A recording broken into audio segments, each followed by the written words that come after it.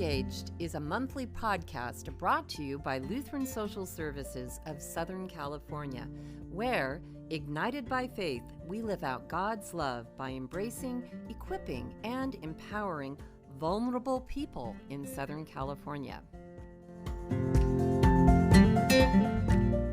Welcome to Get Engaged, Lutheran Social Services of Southern California's podcast, where we share heartwarming stories of hope and explore topics that matter to our communities with the help of experts and thought leaders. I'm your host, Dr. Tiffany Mitchell, and I'm excited to bring you insightful conversations on a wide range of topics. So sit back, relax, and get ready to engage.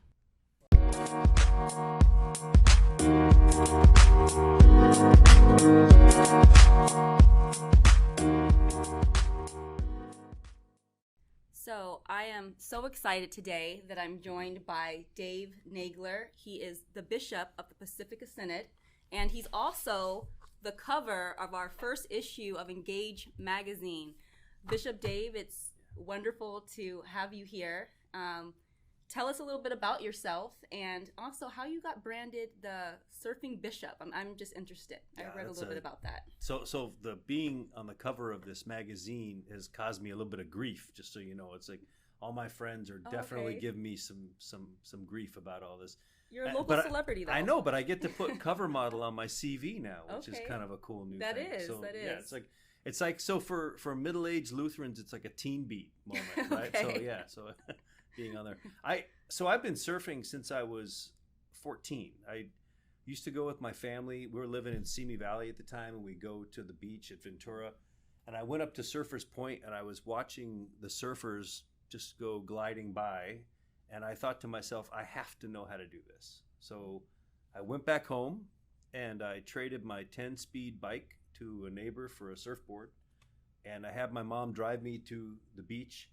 And it was the wrong surfboard, the wrong kind of surfboard. I had no idea. I had no one to teach me.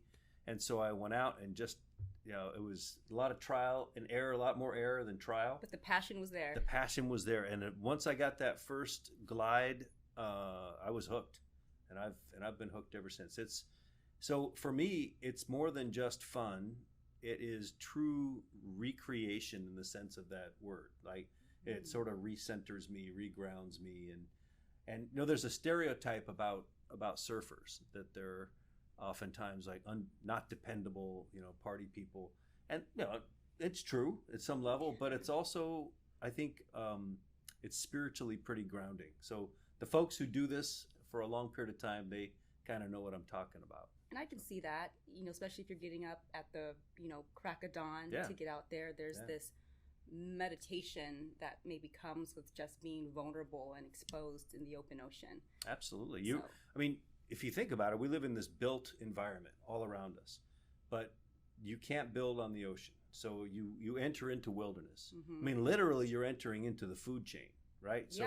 So you are, it's in that sense a liminal space, right? You go from kind of what we think is known to then the unknown. And when you're in that space, oftentimes, the people who are out there, we talk a little bit. I have many, many friends who I go surfing with, but most of the time we're quiet. We sit. And when I moved from California to Oregon for a while, I realized that something was missing in my life. And so I tried snowboarding and I tried whitewater kayaking and things. They were all fun, but they weren't surfing. And I realized that part of it was the sitting in the vast ocean, the quiet contemplation, and later I've added a meditation practice that I do when I go out. It's called a loving kindness meditation that comes from the Buddhist tradition, but it's really just a chance to sort of center yourself in what's happening and wish for yourself a kindness and health and safety and peace, and then you radiate that out to people that you love, and then beyond that to friends, and then beyond that to people you're having a hard time with, and maybe even someone who doesn't like you at all.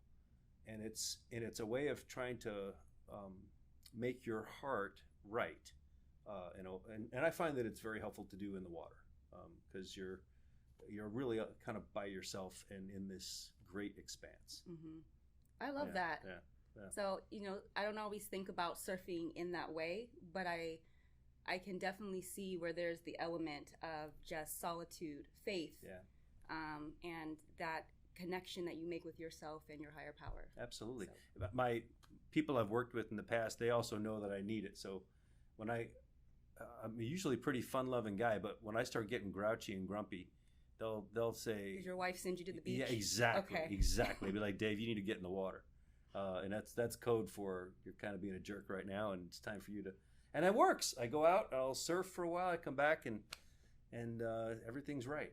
Decompress. Yeah, decompress. Zen moment, and you're ready to go. Exactly right. And these days, we all need that, right? Whatever your thing is, I'm telling people all the time, if you can find what it is that you do that feeds your soul, whatever it is, now more than ever, we need to be doing that.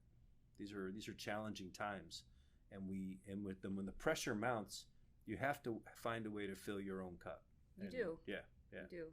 And that's a practice I know that you're sharing with those within your circle, especially as bishop. I know you're doing that. So thank you for sharing that. But before we switch gears, I'm just actually curious, what are some surfer terms? Because all I know is wipeout, but what are some other things that are happening in the surfing world? Yeah, so many. So my wife teases me about this all the time because her sons both surf, and when we'll be having conversations, she'll at the end of a conversation say, "I have no idea what you guys were talking about." No, I mean, just no idea whatsoever. So you talk about types of waves. It was mushy, it was pitching, it was throwing, right? It was soupy. It was you talk about swell direction, swell period, whether there's bump on the water, where it's glassy, these are all just describing the wave. Just like Eskimos have 400 words for snow, it's like surfers have different ways of describing waves and we talk about it all the time. Then there's just boards, right? You've got guns, and you've got nose riders, and you've got logs, and you've got Simmons and mini Simmons and fish and mid lengths. Way over my head. Yes, exactly. But so there's a whole world. There's a whole world okay. that you get into. But at the end of the day, it's you don't really need much. I mean, you can get in the water and just use anything, and just be able, even just your body. You just swim in the water and feel the energy swimming, body surfing, and you're fine. We say, and it's true, the best surfer is the person who's having the most fun. So it's not just all, can you do tricks? Are you super skilled? It's really who has the big grin. So when you see someone go out there on a little boogie board and they just come riding in the white water, but they got a ear-to-ear grin, they win. That's it. It doesn't get better than that. And we always have to remember that, because just like in any sport, you can start to get to a place where you wish you were better or used to do things better, and that's to miss the point, right? The point is you can do this right now, and if you're having fun, great. Yeah. That's the whole thing. Be present in the moment. Exactly. Enjoy what's in front of you. Yeah, exactly. Yeah. All right.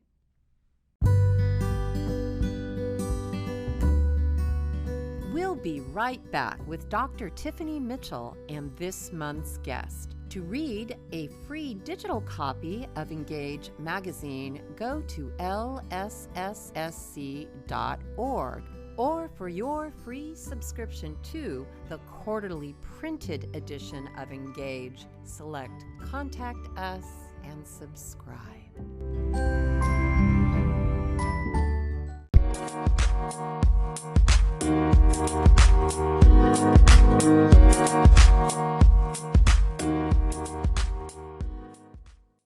So, Bishop Dave, tell me a little bit about some initiatives that you're personally interested in. Like what's going on in the world today that is resonating with you, and how are you kind of manifesting that work or your passion in your current role as bishop?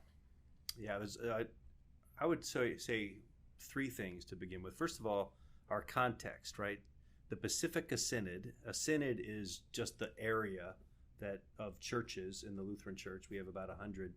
And it's Southern California from Orange County south, and then Hawaii. So that area is extremely diverse, has lots of people who are immigrating. In fact, the immigration port at San Ysidro is the busiest immigration point in the world of people coming from all over the world. People think it's not just people from a country south of the border. It's from all over the world. Like the largest number of Afghans have come through that port. So we have that's going on. And then we also have the beautiful Pacific Ocean that's part of our territory. So environmental issues are big for me with the ocean. I think when we see about what's happening with the raising of ocean temperatures and the acidification of the ocean, and the fact that 90% of the big animals, fish and mammals that were in the ocean are gone, and we're realizing that as goes the ocean, so goes everything. So paying attention to how we are using and sometimes overusing resources is important for us, and I think it's a faith issue for us as well. In Genesis, God calls Adam and Eve to be in the garden and to tend it, to care for it, to be stewards of it. And that echoes down. We're not supposed to be just consumers of our environment, but instead to think about how can it be sustainable. Some cultures think about what is going to happen like you don't make any decisions that aren't going to positively impact 7 generations. So do we think that way, or are we? Because I think sometimes we're just too. What's it doing to the price of gas right now, or what's happening right here? Right, exactly. Like what's happening to, like my inflation numbers have gone up a little bit, but if your inflation numbers go up a bit and your grandchildren get to see a sequoia tree, isn't that a good trade-off, right? I mean that there's a world we're going to leave, and we have a responsibility to leave it in the best care we possibly can. So I value that, and I agree with what you're saying. I was doing a little bit of research myself, and back in 1983, there were about 4 billion people in the world.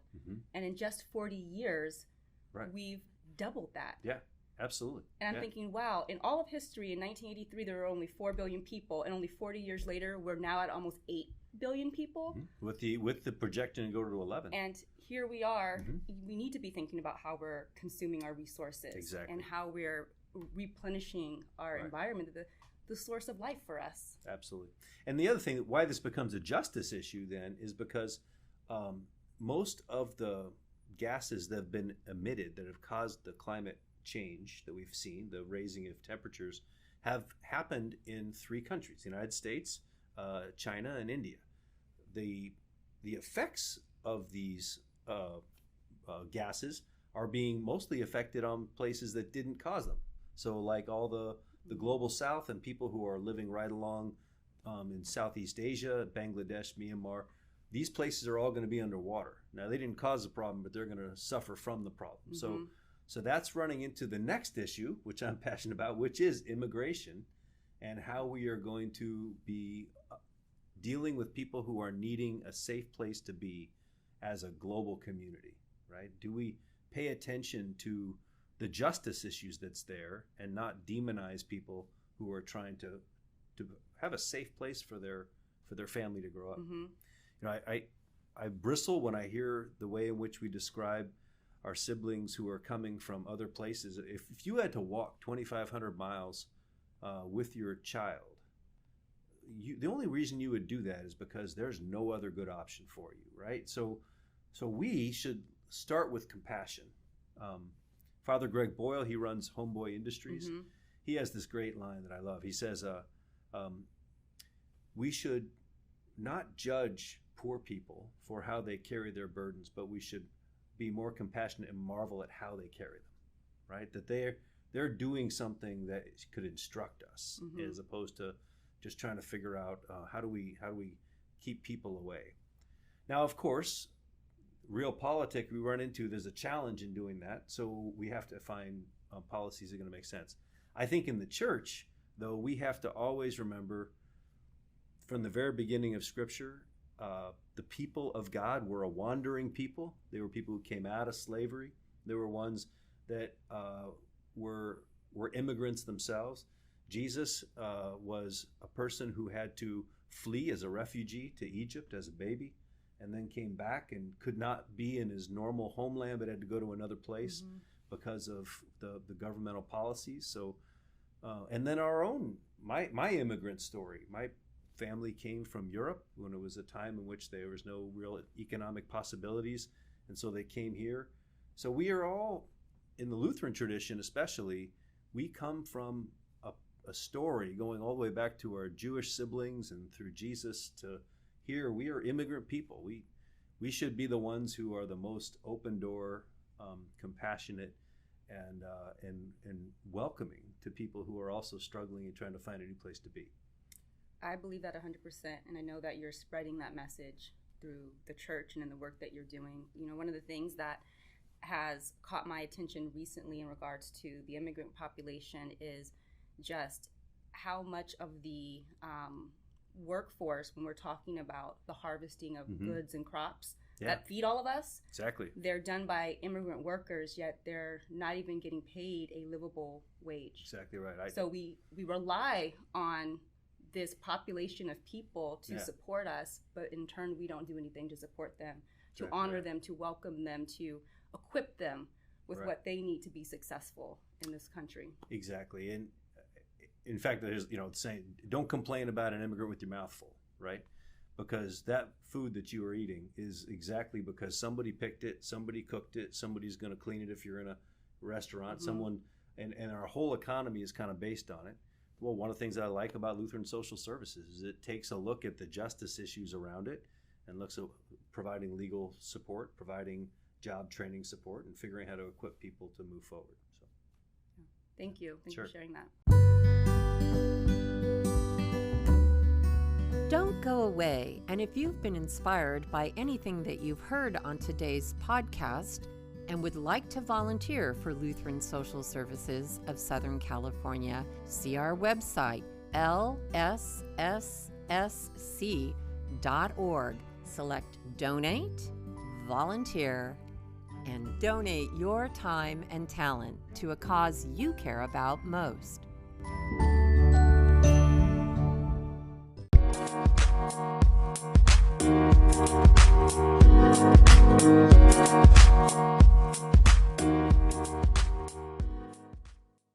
Bishop Dave, you are highly regarded as a leader. I've heard so many great things about you, and just how impactful you've been with those who work alongside you.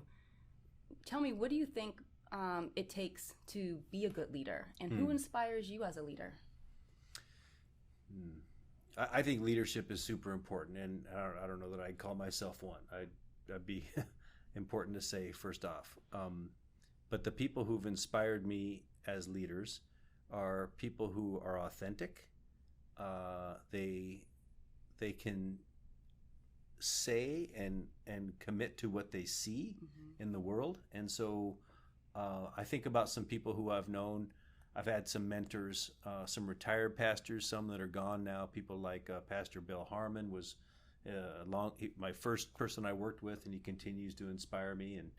And Pastor George Johnson, who is now gone. But these are people who are so committed to making life better for other people that they always raised the issues. They created opportunities for there to be conferences to talk about it. They gave of their time and their money and energies for other people. And so there's those type of leaders.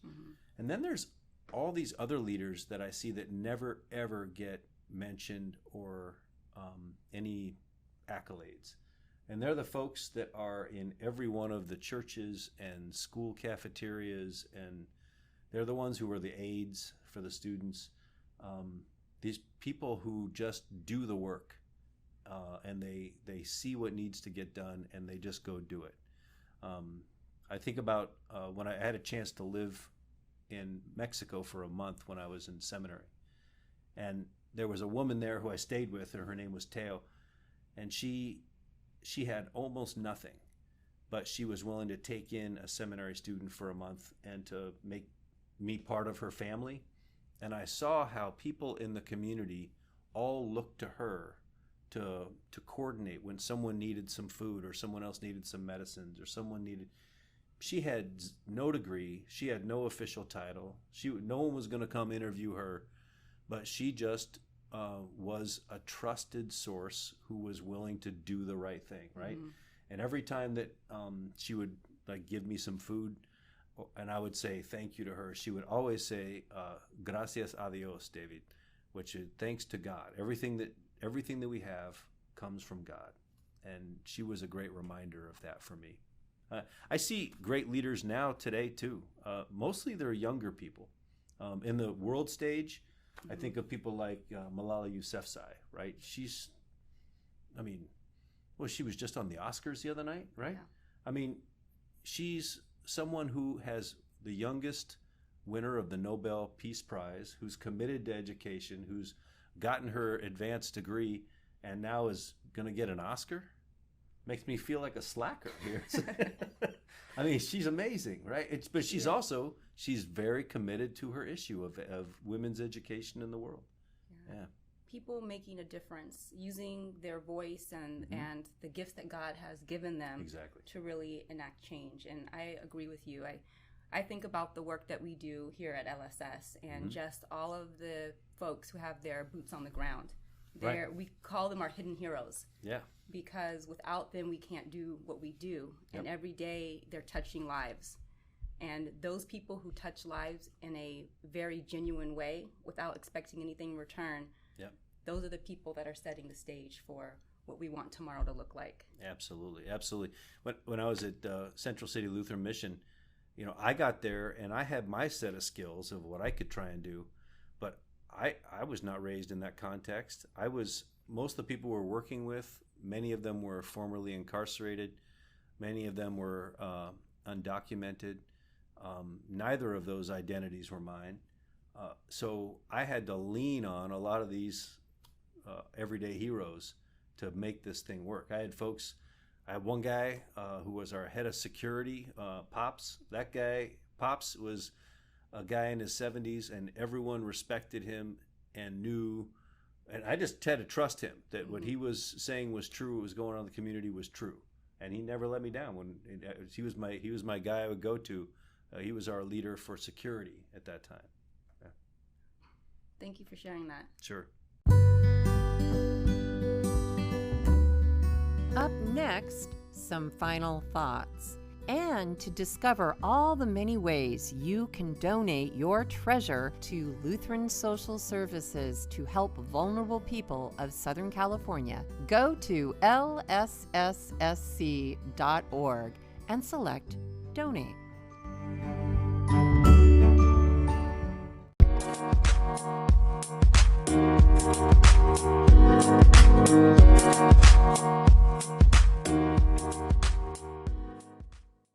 Bishop Dave, I have thoroughly enjoyed chatting with you. Oh, me too. And it's been a pleasure. Before we wrap things up, are there any final thoughts or parting words you want to share? Yeah. So just one thought. Regardless of your spiritual tradition or background, we live in these super polarized times when it's really hard to imagine how people are going to be able to come together. And so what I encourage myself to do, and I would encourage listeners to do, is to say, we're so quick to judgment. Our muscle for judgment is kind of overdeveloped. Mm-hmm. So I'd say try and develop curiosity.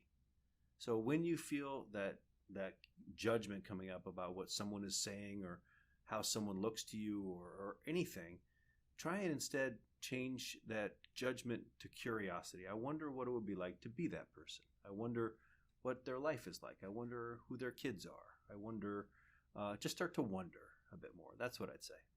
I appreciate that, and I like that. It reminds me of Stephen Covey's book, The 7 Habits of Highly Successful People, and the thing that stood out to me was seek first to understand and then be understood.